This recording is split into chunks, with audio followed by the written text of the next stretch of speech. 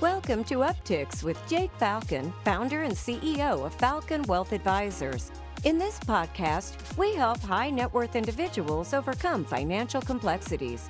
We do this by enhancing financial literacy and discussing topics in a language free from industry jargon.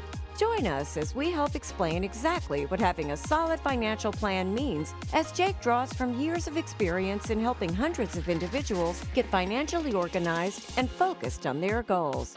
We hope you find Upticks educational, entertaining, and shareable. Now, on to the show.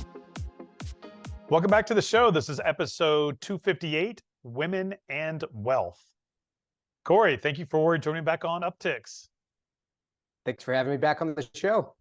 Now, Cory, I always like to start off with some fun personal items. So do you have anything for our potential millions of viewers or listeners? Do I? Yes, I do. I just had some friends visit from St. Louis, two good friends, Jake, that Cassie and I, two couples friends, husbands and their wives that just came in and visited us this past weekend from St. Louis. But one of the highlights of that trip is that a friend of mine from college who lives back in St. Louis thinks that he's becoming a tennis player and a good tennis player. And he wanted to challenge me and told me that he was going to beat up on me pretty good. And I'm happy to report that the opposite is what happened, Jake. Well, good thing you didn't get hurt. That's right. Didn't get hurt, and I won very comfortably. So if he's out there watching it, you can remember that for next summer. Who was this? We'll make him famous. Who was this friend? It's a friend of mine, Nate from college, who you know. Nate, who's a tall guy. It looks like I never played. I know Nate. I've never played sports against Nate, but he looks like he's pretty athletic. So, what was the score? We played a pro set to 8, and it was 8-2. Oh, I won 8-2. All right, good for you. Next time it'll be 8-0, Nate. Just kidding. All right. Good for you. I watched this past weekend. I don't know if I've ever seen it. I watched Risky Business with Tom Cruise. You ever seen that movie, Cory? It's been a while, but I have seen it. It's pretty graphic it's rated R, but it's pretty graphic for the 80s. Pretty crazy movie, though. I could see how that made Tom Cruise. I think that kind of launched his career off.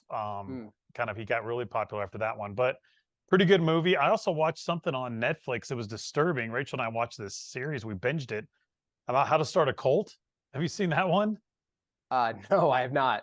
Now, not that neither, I don't think she's interested. I'm not interested in starting a cult. I don't think she is, but we're just fascinated on least fascinated on the power of persuasion and maybe the gullibleness of these people. But it basically was like 6 episodes or something about, it was more of a joke, obviously, but it was about real life cults and what these cult leaders did to entice people to follow them. And it's sad how easily some people can be persuaded, but I get it. I mean, if they're in a lonely spot or confused, or have been outcast their whole life and this group welcomes them, I can certainly see how that can be. So I thought that was a pretty powerful message, that you've got to kind of be a little bit skeptical because you never know really what somebody's motives are. So it's a crazy show though, or series, I guess. How to Start a Cult. Crazy. I'm going to stick to tennis, Jake, but I will add that one to the watch list. Good idea. We binged it. It wasn't that long. I'm just kidding. And then I'm finishing the book. I'm finishing a book about Bill Gross, and he was PIMCO's former head. The guy sounds a little bit like a jerk, Cory. He really intense to work with, demanding, and these people are famous for being in finance, and maybe a lot of our clients don't even know who Bill Gross is, but I don't think that highly of him anymore. He doesn't seem like that great of a guy to work with.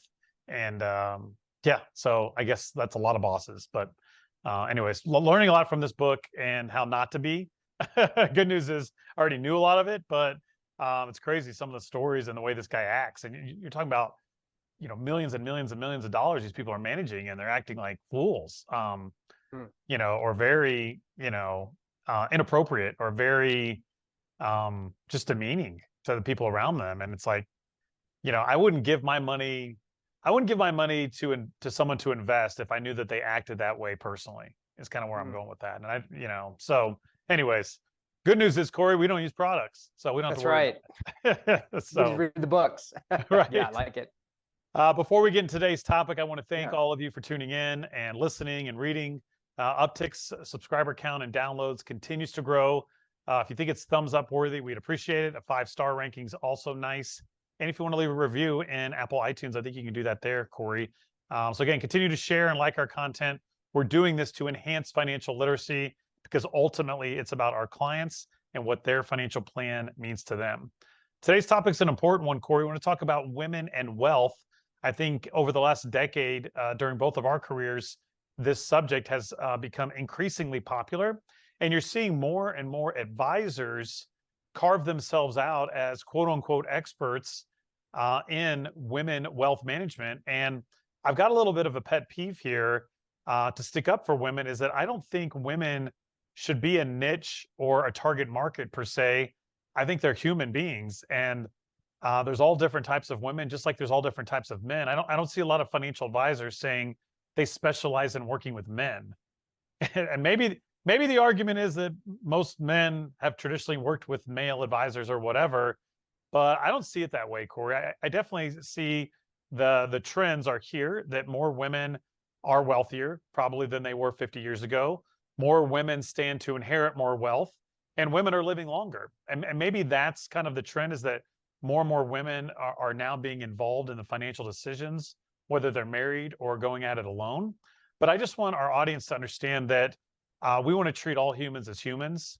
Whether you're male or female, it doesn't matter to us. It's all of your money and it's all important. And ultimately, we care about you and your financial plan.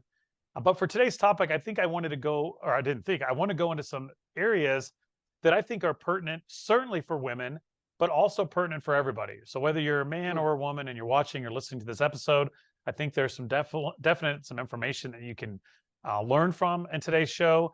And I just want you to know that, at Falcon Wealth Advisors, we're not going to necessarily treat people differently based on their gender. We're going to treat them as human beings, and we understand that we're here to educate and help people as fiduciaries, and it's ultimately about their financial plan and what's important to them. Cory, that's my little soapbox on it. Do you have anything? What's your thought on this whole fad with, advisors putting themselves as like, we only work with women, or we understand women's unique needs? Yes, I get that, but I mean, come on, they're human beings just like you and I. They're adults. Like, what's your thought? Yeah, I totally agree. And I think I do think it probably is largely because if we just look generationally at that, there's a lot more women that work now and have careers than there were generations previously. Obviously, that's changed some over the years. So that's skewed, I'm sure, and it's changed the way that, ultimately advisors give advice. But I agree with you, Jake, in that, or at least in the way that people communicate with others. I agree with you that it seems strange to say that, that someone's gender is ultimately an area of expertise or a focus for, a financial advisor practice. It seems weird because you're right. I wouldn't say I'm Cory and I specialize in working with men, nor would I say I'm Cory and I specialize in working with women. We ultimately want to work with the clients that want to work with us, and that we can do the best work for whomever it is. Right. That's a good point. I mean, money is gender neutral, right? So it doesn't matter, right? Male or female. We're adults, we're human beings, and there's some important concepts that you have to understand. So let's kick that off with number one, Cory, with financial literacy. I think this is, again, goes for everybody, but particularly for women. As you mentioned, more women are working now. Now, it's interesting. Myself growing up, my mom worked, my sister works, my dad's mom worked. So I'm used to women working as far as the way that I was raised. But I understand a lot of our clients, maybe the man or the women, maybe one of them stayed home to take care of the children or for whatever reason. But I think the key, regardless if you work or don't work, it pays to educate yourself. And sadly, Cory, I've got a real problem with this. The school systems don't do a really good job of educating people on credit cards or student loan debt, or balancing a checkbook. Now, I remember in middle school, I think they taught us how to write a check and maybe balance it, but they don't harp on it enough. And so the best way, there's some good ways out there to educate yourself, and there's some bad ways. Why don't you kick off with some of the best ways, in your opinion, to educate yourself from a financial literacy perspective? What would you recommend someone if they said, hey, Cory, I don't know anything about money and I want to get smarter about it? Where would you point them? I would point them to the Falcon Wealth Advisors Collective on YouTube. Good answer. Subscribe to Upticks, the show, or podcast, whatever it is that they prefer. Because for what it's worth, Jake, that's exactly what we aim to do. When the Falcon Wealth Advisors Collective put this out each and every week, ultimately, Jake, we enjoy talking to each other, but ultimately we're talking to, the audience at home, and we want people, to have the knowledge that they need to be able to feel confident and comfortable in the plans that they have for the long term. And that's ultimately what we aim to do on the show. And I would strongly suggest that as the first resource that I would follow and subscribe to. Good one, Cory. Quick commercial for Upticks. I love it. You got to be careful though, because there's with social media and the internet, there are gobs and gobs and gobs of information out there. So I would look also to reputable companies that have been around for decades. Be careful about spam in your inbox, and be careful about places looking to scare you into taking action or dangle some sort of carrot right in front of you. So fear and greed, if you feel those emotions lifting to the surface when you're reading something, I would be cautious of what you're reading, and you really need to pull out the facts. If you want to get more advanced, I am a big fan of Barron's. It's a weekly news publication, Cory, that comes out on Saturdays. It'll kind of tell you what happened in the market last week, what's coming up ahead. They usually have some pretty good themes, with their stories. I think that's a good one. Wall Street Journal, you got me back turned on to that. I think the Wall Street Journal, if you want to get into the financial press, that's not going to be so much about personal financial planning. It's going to be more about just what's going on in the markets, right? So I think those are two good news publications. CNBC's hit or miss. You've got on television, you've got it's pretty good news, but they will use hyperbole. Jim Cramer, he's out there banging the table and stuff. I would not use that as investment advice. I think that's entertainment purposes only. But just generally, if you want to know what's going on in the world and you don't want to read, I think CNBC is not horrible. I think Bloomberg television is a pretty good one out there also. You and I have been having that on our offices lately. I've been enjoying that for when I can listen to it. Do you have any television or print that you recommend? Yeah, so yes, I would recommend. There's two books that we've talked about, and I think one of them is The Psychology of Money by Morgan Housel, and the other one is Simple Wealth, Inevitable Wealth by Nick Murray. I think that both of those books are those are a really great place to start with that fundamental or foundational knowledge, Jake, because you're right. Even Bloomberg, CNBC, whatever, Wall Street Journal or Barron's, there's a lot that's going to be happening and going on every day. I think that those books are ultimately books that we've both read that have, stood the test of time from my perspective up to this point, to really help give people the fundamental knowledge that they need, and also the explanation for how many of the choices that we make as it pertains to our finances are oftentimes behavioral. Good one, Cory. Yeah, those are two good ones. And another quick book is I Will Teach You to Be Rich, which is a horrible title, but I really enjoyed reading that book about personal finance. He does bash on financial advisors a little bit. We don't manage the money the way that he argues against, so I'm not really that caught up in the way he bashes advisors, because it doesn't really pertain to us. But I think otherwise, all in. Do you remember that author's name, Cory? Do you have that handy? Is it Ramit Sethi? Yeah, there you go. Yeah, okay. Ramit Sethi. And again, I Will Teach You to Be Rich. He's got a website. He's pretty good at marketing his stuff, but he's a pretty good common sense way about just again, finances 101, yes. simple planning, getting you going in the right direction. If you want to educate yourself, those are three really good books. You've got financial television shows. And then again, just be careful on the internet. If you start getting spammed and something's starting to scare you, you need to go buy gold, you need to cash out your money of your savings account, be careful about that stuff, because again, that's just designed to spark fear and greed.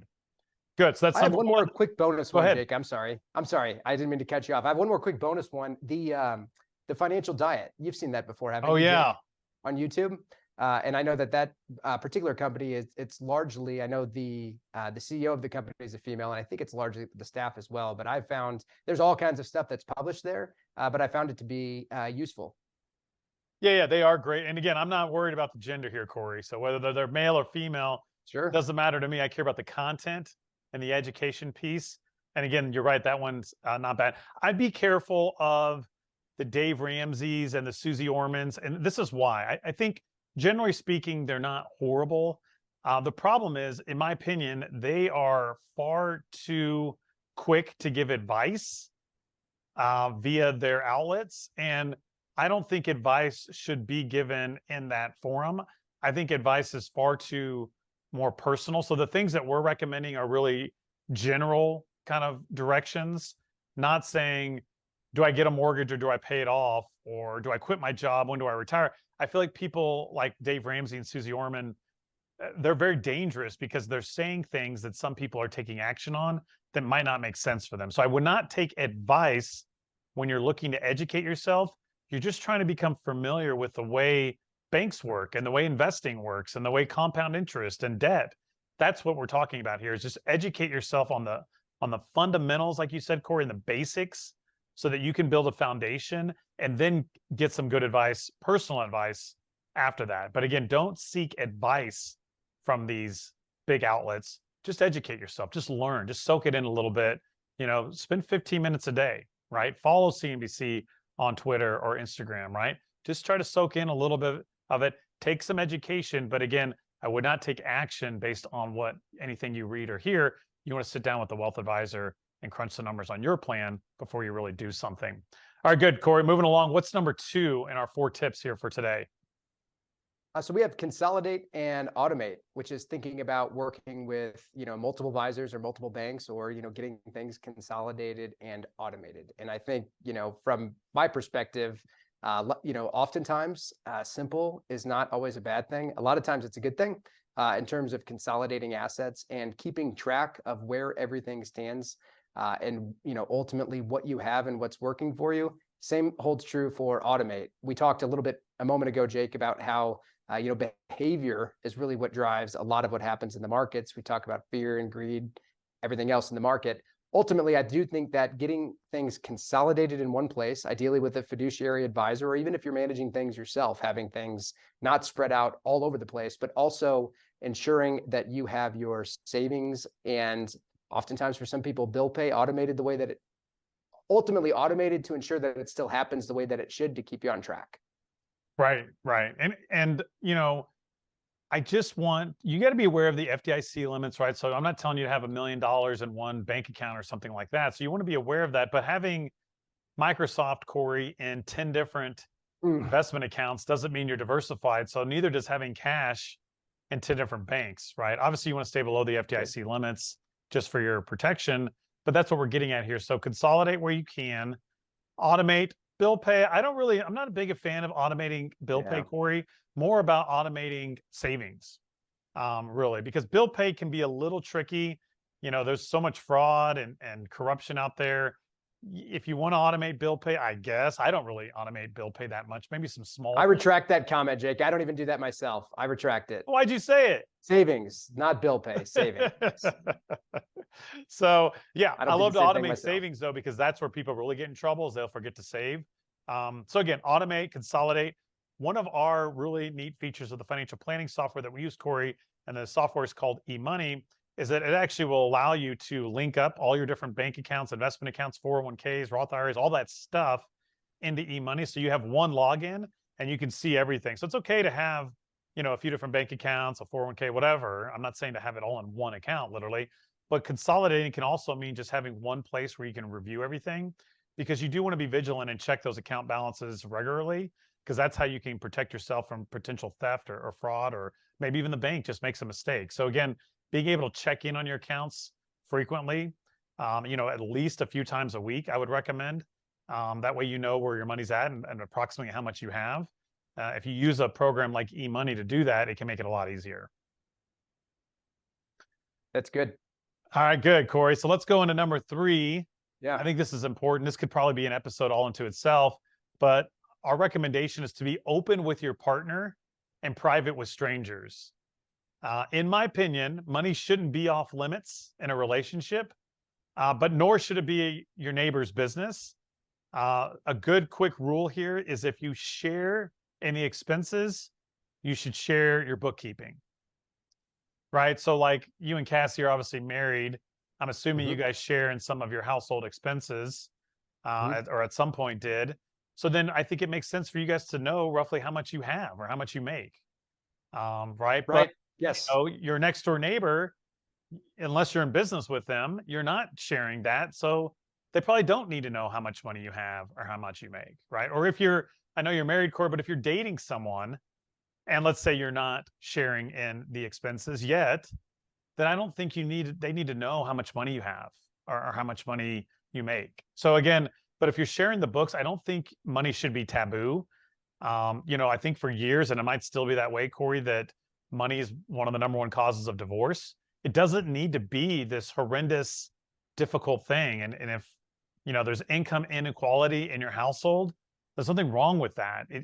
I think the key to breaking all that down is being open with each other, and understanding, how the cash flow is working, who's responsible for what, and how it's getting paid, so that you can have a healthy relationship. And that, the flip side of that, Cory, is you don't share it with strangers, so you don't get taken advantage of, right? For the simple fact is we don't want somebody trying to, pull one over on you or use you for your money. Do you have any thoughts on this one? Why do you, yeah, well, I wanted to ask you, Jake, why do you think it is that ultimately, there are some people that just don't have open, transparent conversations with each other about this? Because I think particularly in a marriage, in a relationship, I think that everything in the guidance you've given here today is really good and it's really helpful. But I just think that I still see from time to time people who just, they don't have any clue, or they're completely uninvolved, or they maybe have a spouse that manages it all. And I'm just curious why you think that is. Yeah, I think two reasons. I think sometimes it's a sore subject because perhaps something bad had happened in the family tree along the way. So a lot of this stuff is a conditioned mindset that gets basically carried down through generations. So maybe somebody had an aunt or an uncle or a grandparent or a parent get screwed over with money, or get divorced because of money. And so that is stuck. And so you have this cloud over the subject that literally, Cory, is getting transferred from generation to generation to generation. And that doesn't make it right or wrong necessarily, but I think bringing awareness to that can really do some things to change that. I mean, one of the big lessons I learned from my dad actually growing up is he never wanted to argue about money. And he made it a point to not do that. And that's right or wrong. I brought that into my relationship with Rachel. And so again, he could have said, I never want to talk about money, for example. And maybe I would have brought that into my relationship. I doubt it because I'm a financial advisor or wealth advisor. But so I think that's one reason, Cory, that it doesn't get brought up. And then I think the other reason, this is just me guessing, I'm not a psychologist, but I think a lot of people, particularly if they don't have a lot of money or weren't taught about money, they're insecure about it. And maybe they don't feel like maybe they're tying their self-worth to their net worth. How about that line? Don't tie your self-worth to your net worth, because it doesn't, they're two completely separate things, obviously, like people can see that on the front, but I think deeper inside, psychologically, there may be an issue with that some people may feel inadequate, so they don't like to talk about it. They'd rather just, Cory, I don't want to talk about it. I'm gonna brush it under the rug. I'm gonna pretend it's not an issue. And I think that's why you see a lot of people in debt over their heads or upside down on things, because they'd rather not deal with it versus facing it. So I think those are the two reasons. I think one is generational, gets passed on. And I think the other one is an insecurity. And hopeful that our viewers and our clients understand that you do have a trusted, contact in Falcon Wealth Advisors, that our conversations will be private. We're not going to talk down. We're not going to laugh at you. We're not going to make fun of you. We're here to help you, right? If you don't have enough saved for retirement, we're going to tell you what you need to do to get that turned around. And we're going to help you do that. And maybe you have plenty of money and you've never been told that. And that's one of the most joyful conversations I have, Cory, is when I can sit across from a client and say, you've got plenty of money to retire when and how you like. It's not always the case, but I love having those conversations when people don't realize it. I say, hey, I didn't think I had enough because I never talked to somebody about it. So good. What's your viewpoint on this subject or on this tip? That's really good, Jake. I didn't know you were going to have, I don't know if all that just came to you or you had it all prepared, but that is, I like the way that you just kind of broke that down and think that through, because this is something that always, it mystifies me a bit, but it's probably just because of what I do, that I'm more open to talking about it. And I think that generally speaking, there doesn't need to be so much, Jake, you and I should be talking to each other and a bunch of other people about how much money we do or don't have. But I think the fact that there's so many insecurities that exist, so many concerns that people have about this, and the fact that there's still so many people who just aren't comfortable talking about it, it's sort of like there's this, I just picture like the elephant in the room, right? This one big problem or challenge that exists, but like nobody looks at it, nobody talks about it, everybody just kind of tries to go around it. And eventually that creates challenges. So I think it is good to be open and transparent with the right people. And, we, just like you have described, Jake, are not going to, pass judgment on people for the way that they ultimately approach money. Our job is to help them help themselves, right? Or ultimately help them get aligned with where they want to go and where they're at currently and the right way to get there. Right. And this is gender neutral also, Cory. Like this isn't, it is. I'm not saying women are insecure about money any more than men are insecure. I mean, I have a new client that was in here the other day, and he's worried. I mean, he feels like he's doing a good job, but he also was a little embarrassed, felt like he didn't save enough, right? And again, we're going to make sure and get him pointed in a direction so he knows exactly how much he needs to save to live the lifestyle he wanted. But I would argue he wants to take care of his family and his children, and that's what he's focused on, and I appreciate that. But I would argue that there were some insecurities there, and that's okay, right? And I'm glad that he felt comfortable having that conversation with us, and I'm also glad that we're here to help him. And that's again what we're here for at Falcon Wealth Advisors. It's ultimately about his financial plan, and he's in better shape than he thought he was, right? And we want to crunch the numbers. The numbers don't lie. We're going to give you some clarity around that. And if you're behind or ahead, we're going to tell you that, and we're going to tell you what you need to do, what you need to adjust to make all the goals that you want to see happen. All right, Cory, so we're winding down. What's the fourth tip we have today? Again, women in wealth, but again, this can apply to anybody. What's our fourth one? Choose an advisor who listens to you and takes a team approach, like your friends at Falcon Wealth Advisors.